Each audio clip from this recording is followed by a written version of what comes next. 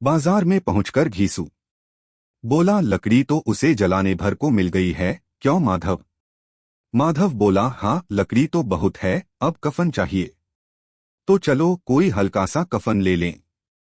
हाँ और क्या, लाश उठते उठते रात हो जाएगी। रात को कफन कौन देखता है? कैसा बुरा रिवाज है कि जिसे जीते जी तन ढांकने को चीथड़ा भी न मिले, उसे मरने पर नया कफन चाहिए। कफन लाश के साथ जल ही तो जाता है, और क्या रखा रहता है? यही 5 रुपए पहले मिलते तो कुछ दवादारू कर लेते। दोनों एक दूसरे के मन की बात ताड़ रहे थे। बाजार में इधर उधर घूमते रहे। कभी इस बाजार की दुकान पर गए, कभी उसकी दुकान पर। तरह तरह के कपड़े, रेशमी और सूती देखे, मगर कुछ जंचा नहीं। यहां तक कि शाम हो गई। तब दोनों न जाने किस दैवी प्रेरणा से एक मधुशाला के सामने जा पहुंचे और जैसे किसी पूर्व निश्चित व्यवस्था से अंदर चले गए। वहां जरा देर तक दोनों असमंजस में खड़े रहे। फिर घीसू ने गद्दी के सामने जाकर कहा, साहू जी, एक बोतल हमें भी देना। उसके बाद कुछ चिखौना आया, तली हुई मछली आई और दोनों बरामदे में बैठकर शांतिपूर्वक पीने लगे। कई कुज्जियां ताबड़तोड़ पीने के बाद दोनों सरूर में आ गए। घीसू बोला, कफन लगाने से क्या मिलता? आखिर जल ही तो जाता। कुछ बहू के साथ तो न जाता। माधव आसमान की तरफ देखकर बोला, मानो देवताओं को अपनी निष्पापता का साक्षी बना रहा हो। दुनिया का दस्तूर है, नहीं लोग बामनों को हजारों रुपए क्यों दे देते हैं? कौन देखता है परलोक में मिलता है या नहीं? बड़े आदमियों के पास धन है, फूके। हमारे पास फूकने को क्या है? लेकिन लोगों को जवाब क्या दोगे? लोग पूछेंगे नहीं, कफन कहाँ है? घीसू हंसा, अबे कह देंगे कि रुपए कमर से खिसक गए। बहुत ढूंढा, मिले नहीं। लोगों को विश्वास न आएगा, लेकिन फिर वही रुपए देंगे। माधव भी हंसा, इस अनपेक्षित सौभाग्य पर बोला, बड़ी अच्छी थी बेचारी। मरी तो खूब खिला पिलाकर। आधी बोतल से ज्यादा उड़ गई। घीसू ने 2 सेर पूरियां मंगाई, चटनी, अचार, कलेजिया। शराब खाने के सामने ही दुकान थी। माधव लपककर 2 पत्तलों में सारे सामान ले आया। पूरा 1.5 रुपया खर्च हो गया। सिर्फ थोड़े से पैसे बच रहे।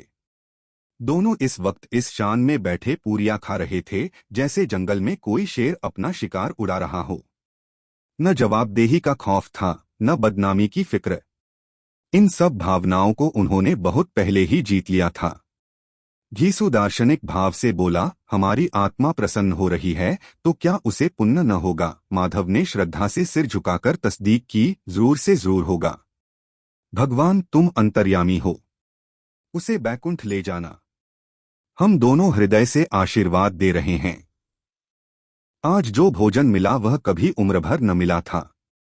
एक क्षण के बाद माधव के मन में एक शंका जागी। बोला, क्यों दादा, हम लोग भी एक न एक दिन वहां जाएंगे ही? घीसू ने इस भोले भाले सवाल का कुछ उत्तर न दिया। वह परलोक की बातें सोचकर इस आनंद में बाधा न डालना चाहता था। जो वहां हम लोगों से पूछे कि तुमने हमें कफन क्यों नहीं दिया तो क्या कहोगे? कहेंगे तुम्हारा सिर। पूछेगी तो जरूर, तू कैसे जानता है कि उसे कफन न मिलेगा? तू मुझे ऐसा गधा समझता है? 60 साल क्या दुनिया में घास खोदता रहा हूं? उसको कफन मिलेगा और बहुत अच्छा मिलेगा। माधव को विश्वास न आया।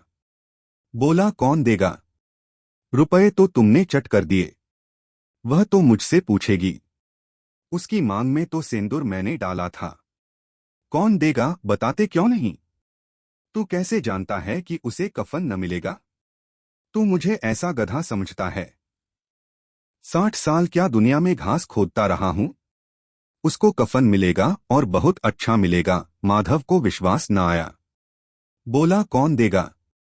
रुपए तो तुमने चट कर दिए। वह तो मुझसे पूछेगी। उसकी मांग में तो सिंदूर मैंने डाला था। कौन देगा, बताते क्यों नहीं?